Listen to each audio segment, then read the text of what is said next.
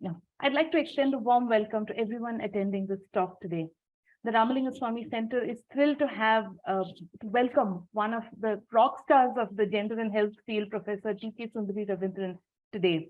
I'm certain many of us have read her papers or listened to her talks, which are brilliant in the way they break down complex ideas into easily understandable and applicable ones. Professor K Sundari Ravindran is currently a senior editor of the International Journal of Sexual and Reproductive Health Matters and principal visiting fellow at the United Nations University International Institute for Global Health. She holds a PhD in applied economics and has served for 20 years as professor of public health at the Sri Chitra Tirunal Institute for Medical Sciences and Technology in Trivandrum. Professor Sundari's research interests include gender and intersectional inequities in health, sexual and reproductive health and rights, and social determinants of health. Over many decades, 4 decades, she has been a researcher, an activist, and a trainer working in both local and national and international levels. She is the founder member of the Rural Women's Social Education Center, RUSEC, a grassroots women's health organization in Tamil Nadu, which has been involved since its inception in 1981. She is also a founder member of Common Health, a national coalition for reproductive health and safe abortion in India. Once again, welcome to Professor Sundari. We look forward to hearing you speak. To the listeners, I'm just going to make a note that we will have a discussion following her talk. I request listeners to please put their questions in the Q&A box and we'll pick them up during the discussion. Welcome, Professor Sundari. Thank you very much, Abha. And hello, everyone. A very good afternoon. And let me take this opportunity to thank the organizers for giving me this opportunity. My talk today is going to be on intersectional inequities in health among older women in India. Can I have the first slide on, please? Yeah. So people age and experience old age differently. And some of us are blessed with the benefits of a longer life, enjoying life and retirement with adequate resources and social support, while for many others, the older ages represent an extremely challenging time in terms of social and economic resources and health and well-being. Now, of all these, gender is a very important factor that shapes how older age is experienced. And men and women age differently, and the impact of the biological, social, and economic changes that aging implies is felt differently by men and women for reasons of gender-based inequalities starting very early on in life. But gender is not the only factor or only axis of discrimination that impacts on older age. When gender interacts with other axes of disadvantages like caste or economic situation, sexual orientation, ability, and so on, then you find that some among the older women are faced with multiple challenges, multiple disadvantages, and it shapes their everyday experience. So that's what I mean by intersectional inequities, inequities that are shaped by multiple axes of disadvantages or discrimination. So my talk is going to be roughly in 3 parts. One is just giving you the latest facts about inequities in health experienced by older women in India, and also some glimpses of the intersectional inequities on which there is very limited information for India. Then the next part will focus on understanding the how and why of intersectional health inequities. And I will share with you some useful frameworks and approaches that I really found, illuminating for me to understand what was happening. And the third part is about what we need to do to redress the epistemic injustice, which is a huge gap in the evidence on health inequities in later life by gender and by all axes of discrimination. Next slide. So the first part, which is just giving you a glimpse of what do we know about older women in India. When I say older, I mean 60 plus. In international data, it is usually 65 plus. Data in India is for the most part from 60 plus years. So 1 in 10 women in India today is of age 60 years or above. And because women outlive men, women outnumber men in older ages in terms of sex ratio in 60 plus, which is 1,085 women to 1,000 men. And you see that the group of older women are facing significant social and economic disadvantages as compared to their male counterparts. About 90% are economically dependent on others as compared to 40 to 50% of men. 72% are illiterate as compared to 46% for men. Only 13% participate in paid work, and close to 13% do not live in their own home, and about 7% live alone. And we also have many of them are living with their older children without a spouse, and that is almost 42%. So you have a group of people with limited economic means, education and income, and dependent on others. And the limited data we have on elder abuse, this is from the longitudinal aging study of India, shows that ill treatment by family members is reported by a slightly higher proportion of older women than men. This could be, a reporting issue, or it may be a reality that older women and men are equally vulnerable to abuse by younger family members. Next slide, please. So we all know this. Until just a couple of decades ago, female life expectancy at birth in India was actually equal to or lower than that for men, unlike many other countries. But now it is about 2.5 years more than that for men. But many different studies which have looked at the data and reanalyzed the data from the longitudinal aging study of India have shown that a greater proportion of women suffered from high blood pressure, were overweight or obese. And here I should mention that also 25% of women are underweight, and these are likely very different social and economic groups. More women report current state of health as poor. They are physically frail. This is done with a grip test. And they suffer functional disabilities when in terms of activities of daily living or instrumental activities of daily living. A greater proportion suffered from blindness than men, fared worse across most cognitive domains, were physically immobile, or were bedridden. So the data for all this is in my notes page, and when my PowerPoint is shared with all of you, you will see the actual data for all this.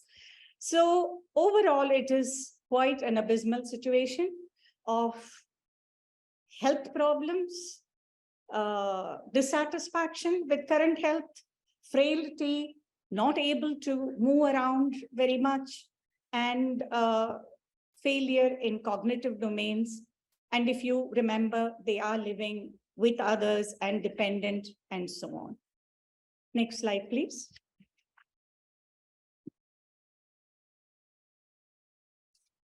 This should not be surprising, because women enter old age in poor health. The same longitudinal aging study of India, which actually collects data from age 45 plus, showed that one of the studies based on it shows that 1/3 of the women age 45 to 65 years suffered from multimorbidity, based on a list of 17 non-communicable or chronic conditions. And this contributed to poor self-rated health, work-limiting health conditions. They were not able to work outside the home because of their health conditions, limited mobility, and activities of daily living. So already by, age 45, 50, they are in a state of compromised health. And when they move on to 60 plus, this just deteriorates, is what it seems like. Now, there is also another study, which is a study on global aging and adult health done by World Health Organization, covering 5 countries, which studies men and women above 50 years of age. And those studies again found that women above 50 years of age reported poorer quality of life than men. And also they had poor self-reported health, grip strength, cognitive function, etc. So they enter middle age itself, they have a number of health issues, and then they move on to older age with these and further deterioration of health. Next slide, please. Now, one of the major contributors to health inequities in later life by gender is in terms of access to healthcare. And we do not have those many studies that actually examine women's experiences with older women's experiences with healthcare. But a small number of studies, and also NSS, National Sample Survey data, which just gives you numbers, indicate that older women may be less likely than men to utilize inpatient care. But when you look at outpatient care and people reporting illness, there wasn't a big difference between women and men. And then what I'm reporting subsequently are individual studies, very small scale, this study from an urban slum in Trivandrum showed that women from low-income groups may be more likely than men to avoid care seeking, even for acute conditions. They found that, men also had unmet need for healthcare, for outpatient healthcare, but that was because they didn't get the appropriate care wherever they went. Whereas for women, they didn't even start the care seeking. The next is, so they either don't go or they delay care seeking, even for serious conditions such as cervical cancer, or for chronic painful conditions such as osteoarthritis. The lower mean out-of-pocket expenditure for health is from a national data set, and may be more likely to not be covered by publicly funded health insurance schemes. This is from a small study in Kerala, where the scheme included only 5 family members. And when there were more than 5 family members, the persons not likely to be enrolled were people above 60, and especially older women. And another study showed that women may experience poor health system responsiveness in terms of how, the health system responsiveness is a composite index by WHO. I will not go into those details. But this study, which is the SAGE study of 5 countries, actually showed that there was good health system responsiveness only for the wealthiest quintiles overall for men and women. And there was slightly lower responsiveness experienced by women. And for women-only conditions, the longitudinal aging study shows that less than 2% of older women had ever had a pap smear test or mammography. So there are large inequalities in access to healthcare or not seeking care at all. Next slide.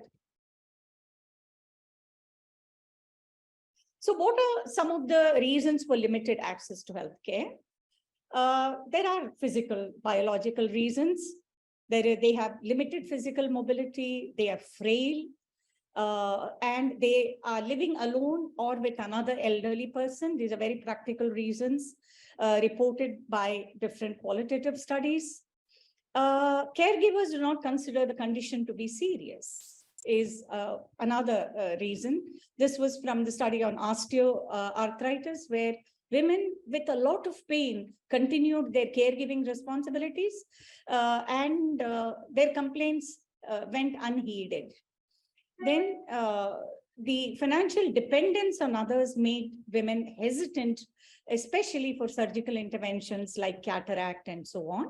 And the other part was there's a very, very few studies. I'm clutching on straws here from master's dissertations.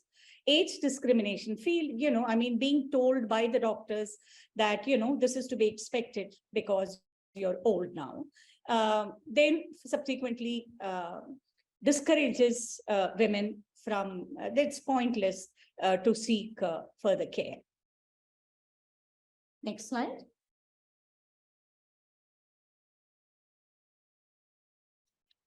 Now, I know that I set out to look at intersectional health inequities among older women, but I found that,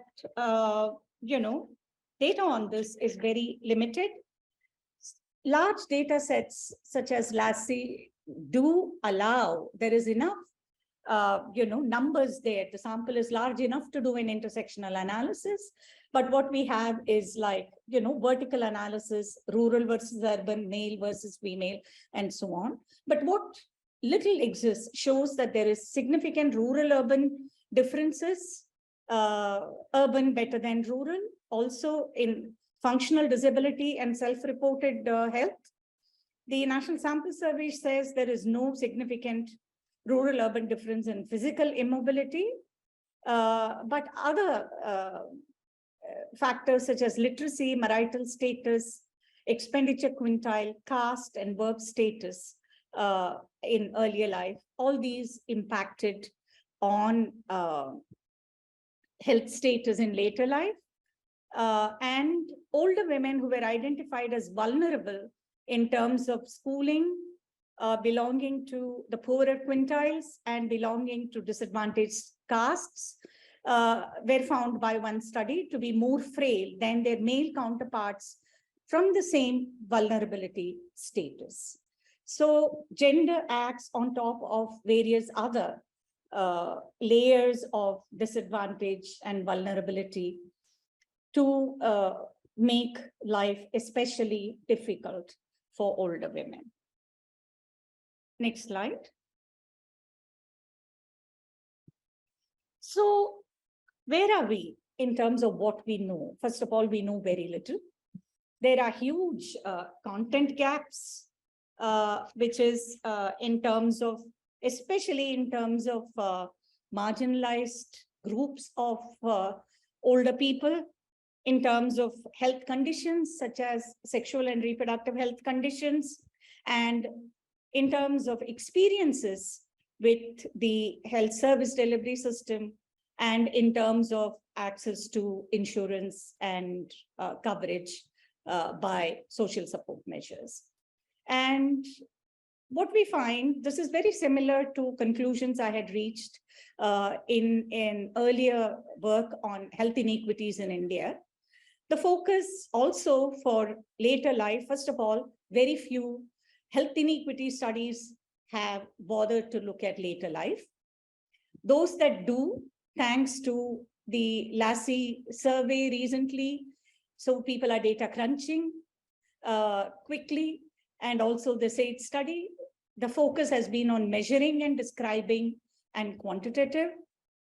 So the reliance is predominantly on large-scale data, which limits what cannot be researched and what can. So the analysis is only about associations and risk ratios and so on. And that which does not lend itself to measurement is not studied. As I already pointed out, intersections of multiple axes of disadvantages have been ignored for the most part, even though possibilities exist. So the focus is most often on individual level factors, and micro and macro linkages are not explored. For example, in states of India with better social support measures distributed across the board to older people, better palliative care, are things better? The why questions have not been addressed for the most part. So we have very limited understanding on the pathways and mechanisms through which health inequities are created and sustained, especially, discrimination throughout life and ageism later in life. And last but not the least, no explicit conceptual frameworks or philosophical approaches have been adopted. So you crunch numbers and then you theorize post facto based on your own worldview and biases.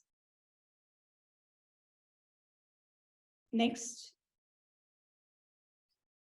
So these are some of my thoughts, and I am just beginning to think more in this area of work, and I'm sharing with you some of my thoughts, and your questions and critique would be most welcome.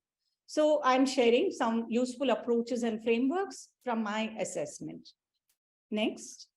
So what I have found useful to look at about the pathways to health inequities in later life, which are complex and they are interrelated. So are all these frameworks. They connect at various points.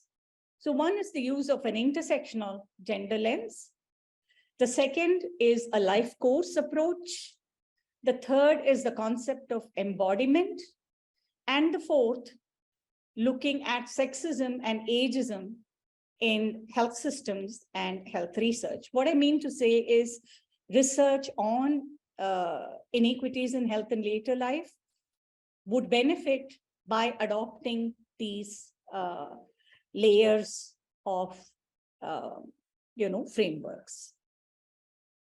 Next slide. This is this 21 has to be a superscript. This is from a Lancet paper by Laurie Heise et al., which talks about how gender impacts health. And in one slide, they bring in the, how sex characteristics at birth interact with various systems, such as the family, the institutions, community structures and policies, to create gender-based differences and inequalities, and how these interact with the social positions that one simultaneously has, as by caste, class, race, age, ability, and so on, to result in gender differences in exposure, behavior, and accessing care, biases in health systems, and also in terms of health consequences, which is not really mentioned here. This also attempts to capture the life course and embodiment, but doesn't quite do it. So I will lay it out separately. But in this, I just wanted to, I had an additional thought about this, that both biology and gender change as you age, and especially gender roles are redefined. You're no longer expected to play your usual gender roles, they change, and the equation vis-a-vis, men in the family, in the household, begin to change as well. So with both biology and gender changing in older age, I think it is important for us to not use the same one stroke layer of gender acts in A, B, C ways, but start looking afresh at how are gender relations reorganizing themselves in older age. Next slide. The next is the life course approach, which has been applied very extensively in studies from the global north, especially for health inequalities by socioeconomic position. Gender rarely features in the studies in a systematic way. And so what does the life course approach tell you? It, first of all, that it is not okay to just look at current, economic, social, and positions to understand these inequities. I did say that there are gender inequities in social and economic positions in later life, but that's not enough to look at and to understand what is happening to health inequities in later life. One has to understand the whole life course, because disadvantages, deprivation, and discrimination in early life sets people on different social trajectories through life. So you go through life in a different trajectory with, different kinds of employment, different kinds of opportunities to be healthy, and different levels of social support, and different risks and deprivations. And these contribute significantly to health inequities in adulthood and later life. And how do they do that? One is, of course, that you are on a different trajectory. Then there is also the cumulative effect of exposure to adverse circumstances. So there may be difference depending on, how long you have been and how deeply the depth of the deprivation and the length of the exposure to that adverse circumstance, but also exposure during critical periods like early childhood. I would wonder whether exposure during pregnancy would be another, critical period that has not been examined for women. And life course approach is especially important to understand intersectional gender inequities in later life, because studies from many countries show that negative health and well-being implications, are significantly intensified in older ages. So, and in India, there are many studies about gender-based disadvantages in education and in employment. Even the latest ones show the falling labor force participation of women. There continue to be, gender gaps in completion of secondary schooling, although the gender gap in literacy is narrowing. So all these are likely to play out in terms of how health of older women is affected in later life. The next slide, please. The third is the notion of embodiment. This is a very favorite concept for me, originally proposed by Nancy Krieger, which talks about human beings being simultaneously social and biological organisms. And she used to critique the flat social determinants approach for ignoring the biological pathways through which social determinants actually impact on health. And the concept of embodiment proposes that our bodies tell stories about and cannot be studied in isolation from the conditions of our existence. Bodies embody the combined influence of lived experiences by gender and other axes of social stratification over the life course. For example, you grew up in poverty, you get married early, you have early childbearing, you face intimate partner violence, discrimination by caste, class, and gender, never had paid employment or social security, and had poor quality healthcare, no leisure. Your Body Tells a Story, and a very interesting series of articles on race, xenophobia, and discrimination in Lancet in 2022 lays out some of the pathways And according to it, it says that 3 biological systems are affected by discrimination, in addition to the material ways in which discrimination may be affecting resources for health. And that is, the first is neurological, endocrinal, and immune systems being affected, and that this creates long-term negative health consequences and stress-induced biological alterations, which can actually even be intergenerationally affecting the next generation when, exposed to it fetally. So this is a concept that really grabs me, that you have to, and I think from experience, we know that people who have had harsh circumstances age earlier. And I see the inequities diverging, the gaps widening in older age. People I have seen, as strong as me, much better than me in younger ages, but from a disadvantaged background, who have aged and are in poor health at the same age now because of all the disadvantages cumulatively, which has affected their biological systems. Next slide.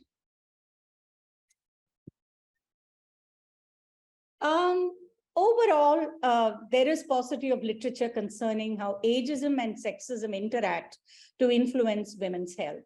There are studies from the global north, and it's in my notes page. You will be able to see some of these things about how, there is hostile ageism in healthcare settings where you are not, people make decisions for you because, you're too old for investment on a costly procedure.